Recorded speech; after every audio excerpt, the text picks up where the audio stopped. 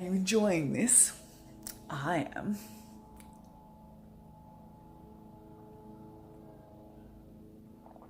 Okay, next chapter. The House of the Three Bears. Beth took a cushion, put it at the top of the slide and pushed off. Down she went. Whiz! She shot to the bottom, flew out the trapdoor and landed on the cushion of moss. She had hardly got up before Franny flew out of the trapdoor too. You know, that slippery slip is the greatest fun, said Beth. I'd like to do that all day long. Yes, if only we didn't have to climb all the way back up the tree first, said Franny.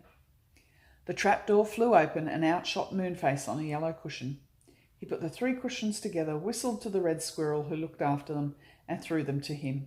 Then he turned to the waiting girls. There's a train at midnight, he said. We'll have to hurry. The wood was still bright with moonlight. The three of them hurried between the trees. Suddenly, Beth heard the chuffing of a train, and she and Franny stopped in surprise. They saw a small train winding in and out of the trees, looking for all the world like an old-fashioned clockwork toy train made big. The engine even had a key in its side as if to wind it up. There was a small station nearby.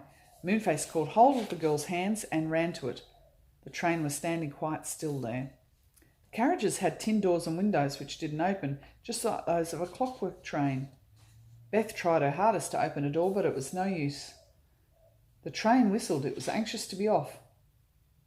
Don't you know how to get into this train? Asked Moonface with a laugh. You are sillies. You just slide the roof off.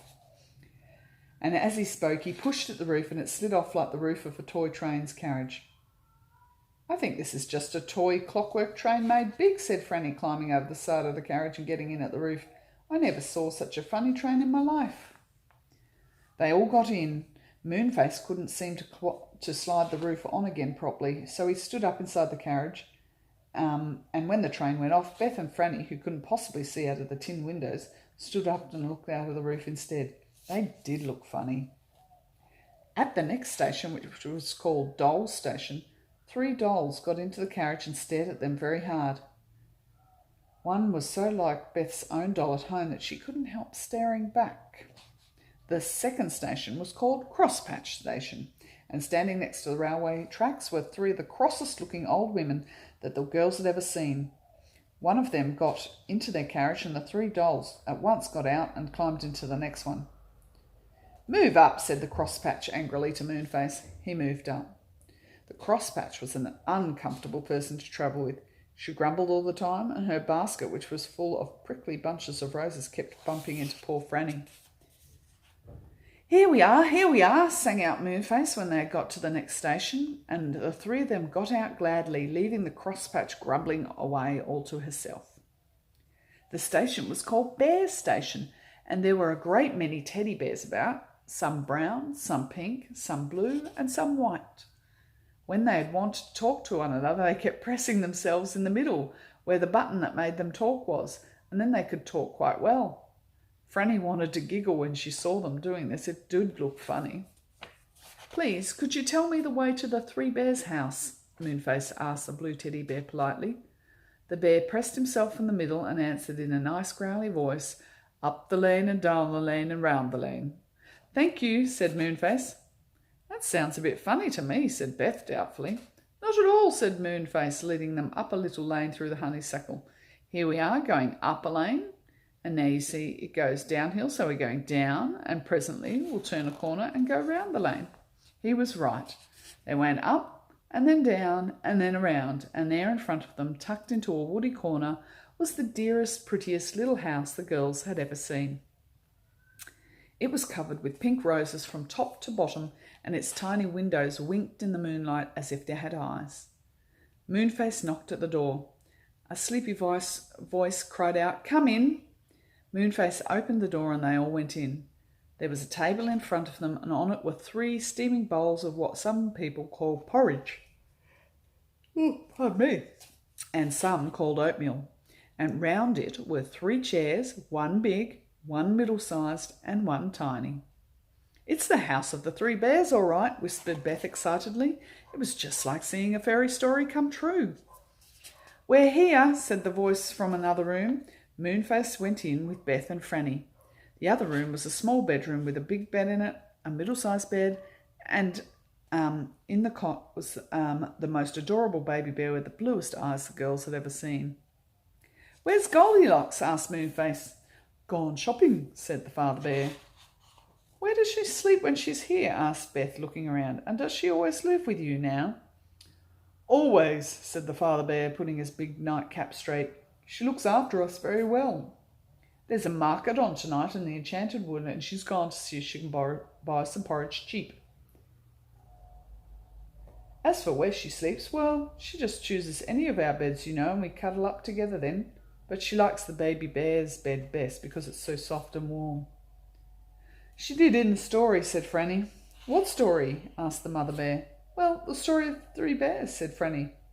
"Never heard of it," said the 3 bears all together, which really seemed rather extraordinary to Beth and Franny.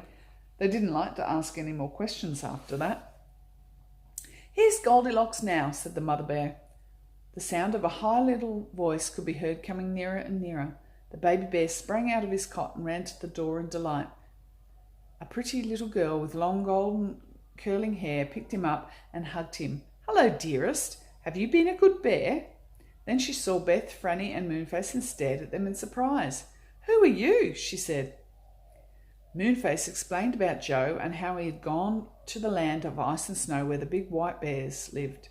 "I'm afraid the magic snowman will make him a prisoner there," said Moonface, "and he'll have to live with the white bears. Could you get your 3 bears to come with us and ask the white bears to let Joe go free, Goldilocks?" "But I don't know the way," said Goldilocks. "We do," said the father bear suddenly. "The white bears are cousins of ours. Moonface, if you can help us with a little magic, we can visit the land of snow and ice in a few minutes." "Good gracious," said Beth, most astonished. "But it's ever so far away, right at the top of the faraway tree." "That doesn't matter," said the father bear. He took down a large jar from the mantelpiece and filled it with water. He put into it a yellow powder and stirred it with a big black crow's feather. Moonface put his hands into the water and began to sing a string of such strange words that Beth and Franny felt quite trembly. The water bubbled. It rose up to the top of the jar. It overflowed and it ran onto the floor. It turned to ice beneath their feet. A cold wind filled the little house and everyone shivered. But then Beth looked out the window, and what she saw there filled her with such amazement that she couldn't say a word but just pointed. Franny looked too, and whatever do you think? Outside lay nothing but ice and snow. They were in the same land as Joe. Though how this land happened, neither Beth nor Franny could make out. "We're there," said Moonface, taking his hands out of the jar and drying them on his red handkerchief. "Can you lend us any coats, bears? We shall be cold up here." The mother bear handed them thick coats out of a cupboard. They put them on. The bears already had thick fur and did not need anything extra. "Now, to go and find Joe," said Moonface. "Come on, bears, you've got to help."